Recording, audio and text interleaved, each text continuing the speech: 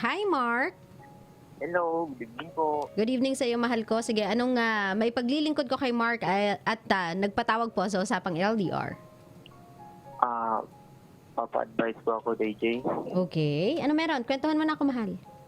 Kasi po, yung my girlfriend ako, Mm. LDR po kami. Okay. Gano'n na kayo katagal? 3 years. 3 years.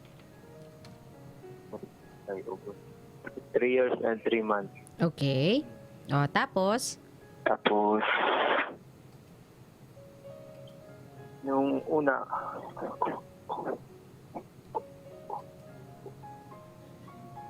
maganda naman yung pinagsamahan namin. Okay lang. Mm. Tapos, pumunta man ako dito sa Manila. Nandun man siya sa Mindanao. Mm. Pumunta ako sa Manila kasi nag-apply ako ng military. Okay. Tapos, sabi niya sa akin nung una, hindi daw niya gusto na magsundalo ako. Mm. Tapos, sabi ko, gusto ko talaga. Tapos, Okay. nag-decision siya na okay. Tapos, nung nagtagal kami, nandito, nawala na siya ng gana sa akin. Mhm. Tapos, isang araw, kahapon lang talaga, sabi niya sa akin na hinto na namin yung relasyon. Kasi daw, mahirap daw yung sitwasyon namin, mahirap daw yung LDR. Mm. Palagi niya sinasabi sa akin na love doesn't exist. LDR doesn't exist. Ano? LDR doesn't what? Doesn't exist daw. LDR doesn't exist. Opo. Okay. Yun po yung sinasabi niya sa akin. Sabi ko, bakit mo gusto makipaghiwalay? Wala naman akong ginagawang masama sa'yo. Mm. Sabi niya kasi, nahihirapan na siya daw. Kasi daw malayo daw kami. Mm.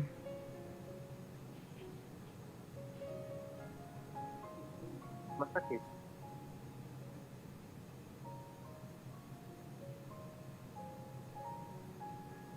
Pero ganun talaga.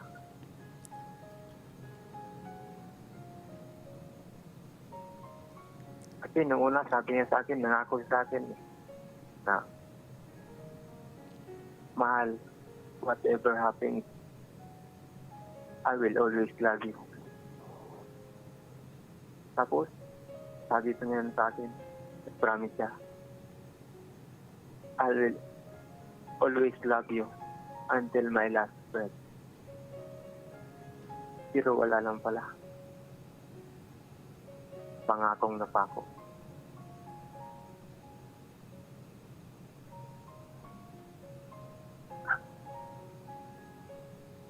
Hindi ko sana gusto kami magkaiwalay.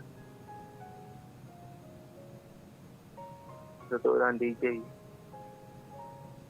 Yung pagmamahal ko sa kanya, hindi talaga matutumbasan. Kahit gaano kalaking halaga. Pero wala talaga akong magawa. Sabi nga nila, pag mahal mo ang isang tao, ipaglaban mo. Pinaglaban ka naman. Kaso, siya naman hindi yung lumalaban. Paano ko ipaglaban kung ayaw na niya? Mahirap talaga. Okay. So, kung meron kang gustong itanong sa akin, mahal, ano yon?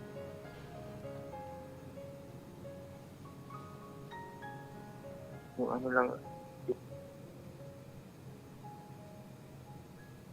hindi ko talaga matanggap. Ganito, Mark, no? Let me explain it to you in words you can understand, mahal ko. Yung pangako na binitawan niya para sa'yo, hindi naman sa gusto niyang buwagin lahat ng yon. She was very frank nung sinabi mo sa kanyang magpapamaynila ka dahil gusto mong maging sundalo. Alam niya kasi yung repercussions nun. Alam niya kasi yung magiging kapalit. na mas madalas ka pa niyang hindi makakasama kesa makikita. So sinabi niya agad sa'yo, ayoko niyan. Ayaw ko.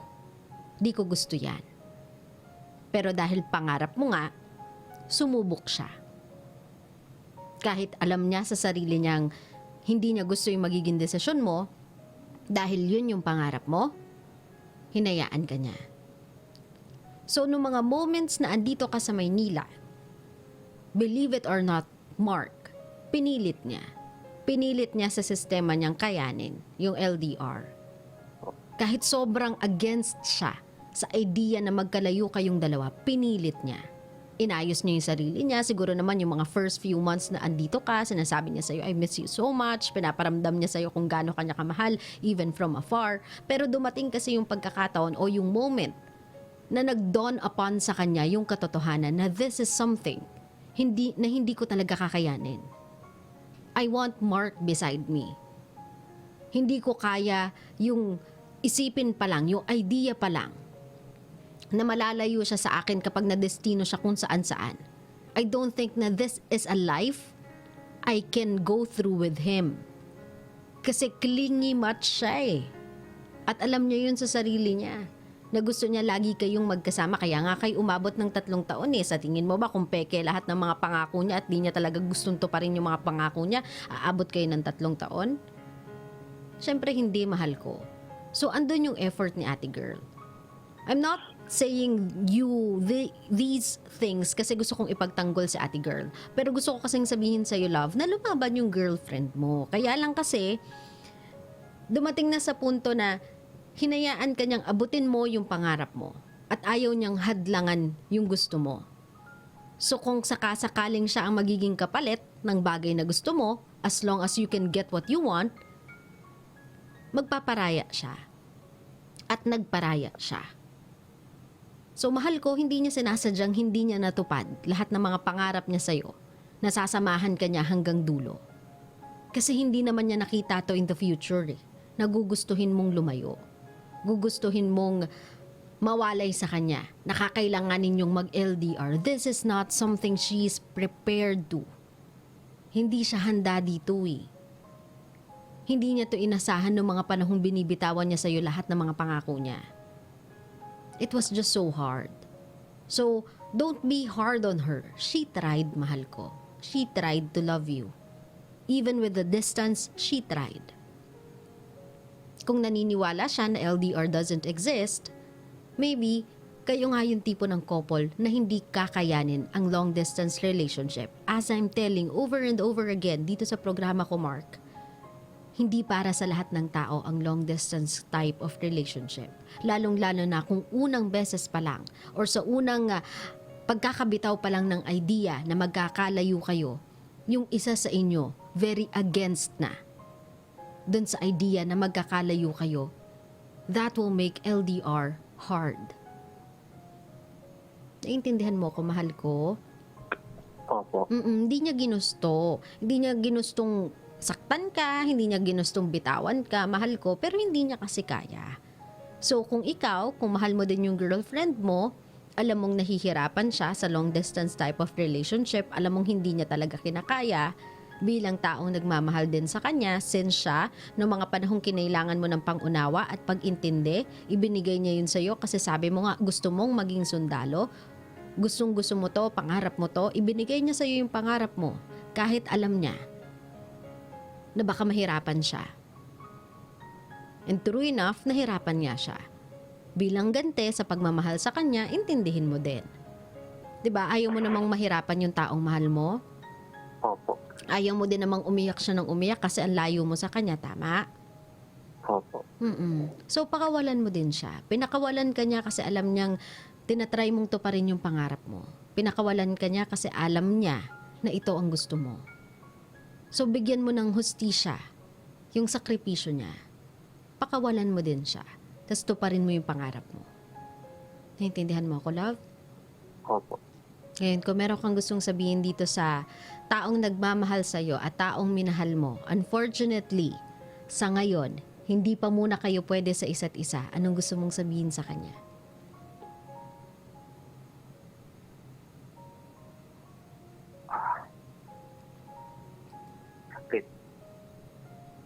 I know.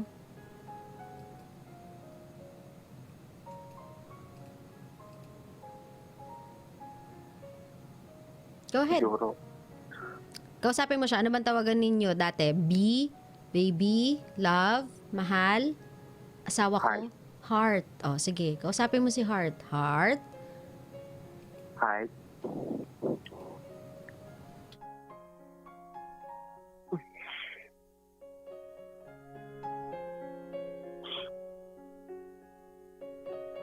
Hirapan talaga ako.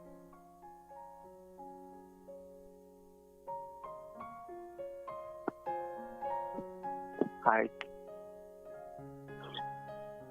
alam ko at alam mo, binigay ko talaga lahat ng best ko. Lahat ng pagmamahal ko, ibinigay ko.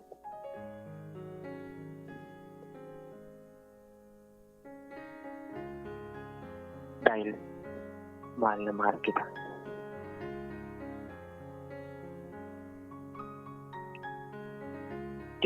Di ko akalain na ganito pala ang mangyayari. Sabi mo nga sa akin, kung mahal mo ako, maiintindihan mo ako. Oo, alam ko yan. Kaya masakit man sa kalooban,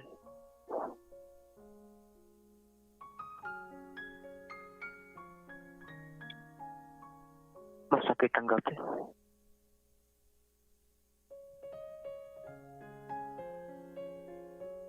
Ginawa ko na ang lahat.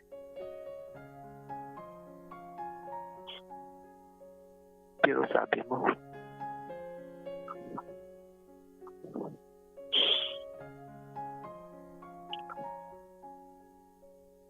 tama na.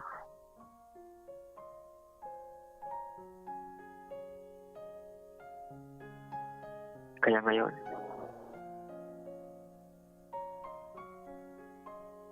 ibibigay ko na sa'yo.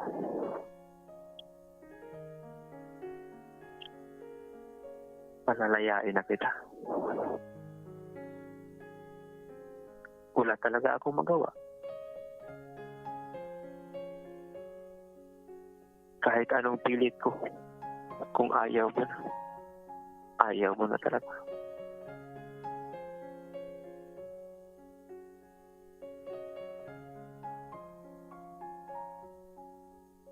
Siguro, hindi talaga tayo dito. Masakit. Kasi, sabi nila, kung magmahal ka daw, huwag mo ibuhos lahat. Alam ko yun. Pero nung nakilala kita, 3 years tayo, ibinigay ko talaga lahat ng pagmamahal.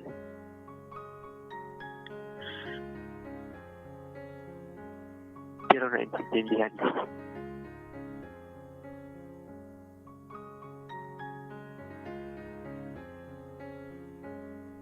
Alam ko na naramdaman mo. Dahil malayo tayo. Mahal, ito na ang huling pagkakataon. Salamat sa lahat ng oras. At salamat sa lahat-lahat sa pinakamasayang araw na pagsasama natin na ibinigay mo. Na-appreciate ko lahat. Masakit man, pero nagpapasalamat ako sa iyo. Lang, thank you. God bless us always. I love you so much. You're free now. Thank you. Dama ko yung last part. Damang-dama ko yung I love you so much. You are now free. Mark, ganito, no? Sabi ko nga sa'yo, I'm not gonna give false hope sa programang to. Pero we'll never know what the future holds. You seem like two people who really love each other. Love each other enough para magbigay ng sakripisyo para sa isa't isa. Nagsakripisyo siya para sa'yo noon, ikaw naman ang nagsasakripisyo para sa kanya ngayon. So, that goes to show how much you love each other. So, maybe one day, who knows, baka pag nagtagpo kayo ulit at pwede pa, baka kayo nga talaga yung para sa isa't isa. But for now, palayain nyo muna yung isa't isa para mag-grow kayo individually. Even if it means you have to be apart. Okay? Opo. Maraming salamat sa pagtawag sa programa ko, Mark, ha? Ingat ka lagi, mahal ko. Thank you, Daisy. Salamat po. Ingat lagi, love. Bye!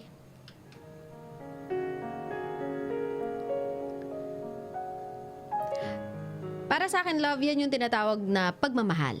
O, di ba? You love someone unconditionally. You love them enough to make the biggest sacrifice for them. Even if yung sakripisyo means you have to be out of the picture. You'll do that for someone you love. They did it for each other. Ginawa ng babae para sa kanya, ngayon ginagawa niya para sa babae. Kasi ganun yung mature na klase ng pagmamahal, kabisyo eh. Kung alam mong nasasaktan mo yung mahal mo, kung alam mong nakakahadlang ka sa pag-grow ng mahal mo, nakakahadlang ka para sa paglaki ng mahal mo, nakakahadlang ka para sa pangarap ng mahal mo, magbibigay ka eh, magpaparaya ka. Kasi alam mong the person you love deserves all the best this life can offer. And that can only happen if for now, you have to set them free. So sana po sa mga kabisyo natin, no, wag nating isipin na hindi yan totoong love, di lang talaga sila para sa isa't isa. Huwag kayo nega. For me talaga, for me, ako kinikilig ako sa kanila. And one day, I hope, mabigyan sila ng pagkakataon na magkaroon ng second shot and second chance at love. Kasi I think both of them deserves to be happy together. Kasi sila yung tipo ng taong hindi selfish. Selfish? Sila yung tipo ng taong hindi selfish. Sila ay selfless. Nagmamahal sila nang hindi muna iniisip yung sarili nila. Kasi alam nila nga, kapag nagmahal ako ngayon, this might be the last time I'll ever gonna love someone this way. So why not, coconut? I give it my all. Para pagdating sa dulo, pagdating sa hangganan, no matter what the outcome may be, para sa aming dalawa, at least wala akong regrets. At least binigay ko lahat. At least alam ko sa puso ko na lahat ginawa ko para sa aming dalawa. Even if, and even, yung pakawalan siya.